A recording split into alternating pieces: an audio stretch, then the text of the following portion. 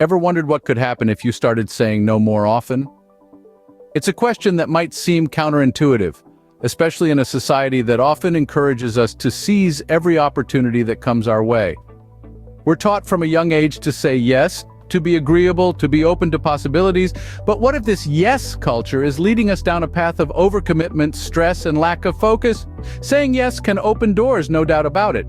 But when we say yes too often, we can find ourselves spread thin, our attention divided across too many tasks, our energy depleted. We're constantly on the go, yet we're not making significant progress in any one area. We're like a hamster on a wheel, running furiously but going nowhere fast. Now let's flip the script. Imagine if you started saying no more often. It might feel uncomfortable at first. After all, saying no can feel like closing a door, like turning down an opportunity. But what if I told you that by saying no, you're actually creating space for something even better? You see, every time you say no to something that doesn't serve you, you're saying yes to something that does. You're saying yes to focus, to mastery. You're saying yes to the kind of deep work that leads to real progress and achievement. And here's the kicker.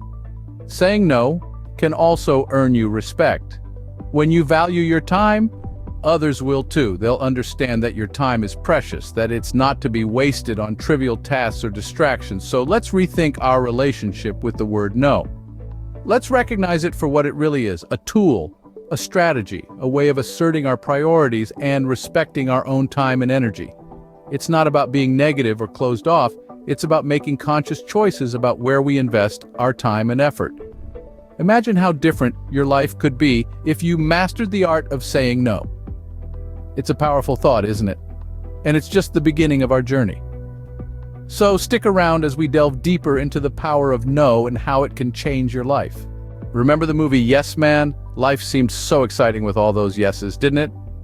Let's take a trip down memory lane. Yes Man was a film about a man who decided to turn his life around by saying yes to everything that came his way. In the beginning, this new approach brought a whirlwind of opportunities. Our protagonist was attending fun parties, learning new languages, and even saving a man's life. It was a joyride. The world was his oyster, and all he had to do was say yes. But as the movie unfolded, our yes man started encountering problems. His life became a chaotic mess of commitments and engagements. He was spread too thin, jumping from one thing to another, with no time to pause, reflect, or even breathe. He was saying yes to everything and everyone, which led to distractions and a lack of focus. Now, focus is a precious thing. It's the key to mastery, competence, and gaining a competitive advantage. When you're too busy saying yes to everything, you lose that focus. You're scattered, trying to juggle too many balls at once, and that leads to a lack of significant progress. You're busy, but not productive, active, but not efficient. The yes man soon realized he was merely surviving, not thriving. He was running on a treadmill of endless yeses, going nowhere fast. He was lost in a sea of opportunities, but was barely staying afloat. It was a classic case of too much of a good thing turning bad. This is the yes man paradox. Saying yes opens up new opportunities, but too many opportunities can lead to distractions, and distractions impede progress. The yes man was so busy grabbing every opportunity that he lost sight of what mattered most. In the end, our yes man learned a valuable lesson. Saying yes to everything isn't as fantastic as it sounds. It's about balance, about knowing when to seize an opportunity and when to let it pass. The yes man learned the hard way that saying yes to everything isn't as fantastic as it sounds. Meet Sarah, a high-powered executive who was drowning in commitments. Sarah was your quintessential go-getter, always on the move, always saying yes. She was well known in her field, respected by her colleagues, and adored by her clients. But beneath the surface, Sarah was constantly overwhelmed. Her inability to say no left her spread too thin, juggling too many responsibilities and facing burnout. Every day was a whirlwind of meetings, deadlines, and obligations. She was always on, always available, always committed, but it came at a cost. Her health suffered, her personal life was non-existent, and her professional life, though successful on the surface, lacked depth and focus. One day, Sarah found herself staring at her jam-packed calendar. It was filled with back-to-back meetings, deadlines, and commitments, most of which she had reluctantly said yes to. She felt a wave of exhaustion wash over her. It was in this moment of fatigue and frustration that she had an epiphany. She realized that her time, like everyone else's, was finite. She couldn't do everything for everyone, and she didn't have to. That day, she made a decision that would forever change her life. She decided to harness the power of no. Sarah began to prioritize her commitments. She started saying no to tasks and projects that didn't align with her goals or values. She stopped overcommitting and started focusing on what truly mattered to her. It wasn't easy at first. Saying no felt uncomfortable, even foreign, but with each no, she felt a little more empowered, a little less overwhelmed. Her relationships with her coworkers and clients began to change. They started respecting her time and her boundaries. Her work became more focused, more impactful. Her health improved, and she found time for herself again. She was happier, healthier, and more successful than ever. Sarah discovered that saying no wasn't a rejection, but a powerful tool for prioritizing her life. It was a tool that allowed her to regain control, focus on what truly mattered, and ultimately live a more fulfilling life. So how can you harness the power of no in your own life? Well, it's not as daunting as you may think. Let's explore some practical tips to get you started. Firstly, understand that saying no is not about being rude or indifferent. It's about setting boundaries. It's not a rejection of the person, but a rejection of a particular request or situation. You have the right to say no without feeling guilty, and it's absolutely okay to prioritize your own needs. Now let's talk about how to say no without causing offense. One effective strategy is to be respectful and assertive. Express your decline clearly without being ambiguous or apologetic. For instance, instead of saying, "I don't think I can," say, "I won't be able to." This sends a clear message that you've made your decision. Another useful technique is to provide a brief reason for your refusal.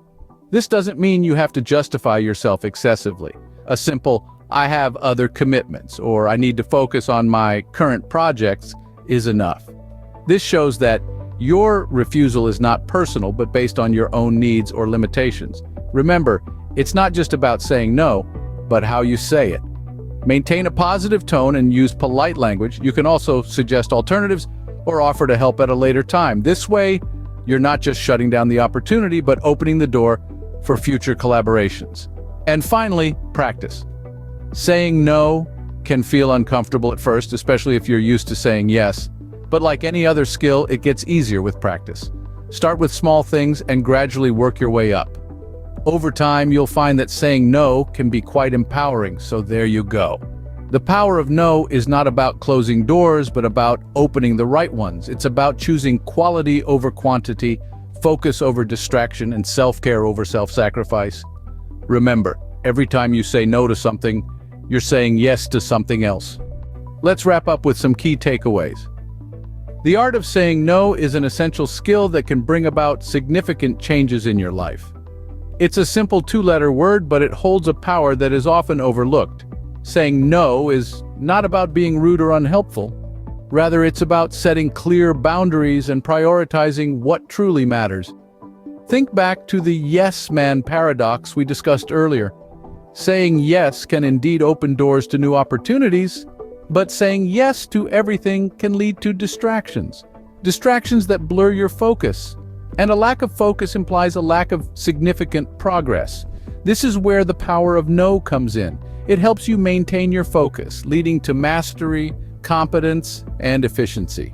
When you say no, you're actually saying yes to something else. That something else could be your personal time, your passion project, or simply some well-deserved rest. It's about making choices that align with your goals and values. Furthermore, saying no can also grow respect for your time among your coworkers and customers. It sends a message that your time is valuable and not to be taken for granted. This can lead to a healthier work-life balance and increased productivity. Learning to say no doesn't come naturally to everyone. It's a skill that needs to be cultivated. But remember, it's a skill well worth the effort.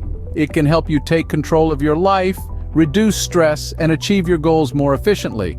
So, to recap, the power of saying no lies in its ability to help you maintain focus, gain respect, and make choices that align with your values. It's a tool for personal and professional growth, and a key to leading a balanced, fulfilling life. Next time you're faced with a decision, remember the power of no. It could be the most powerful word in your vocabulary.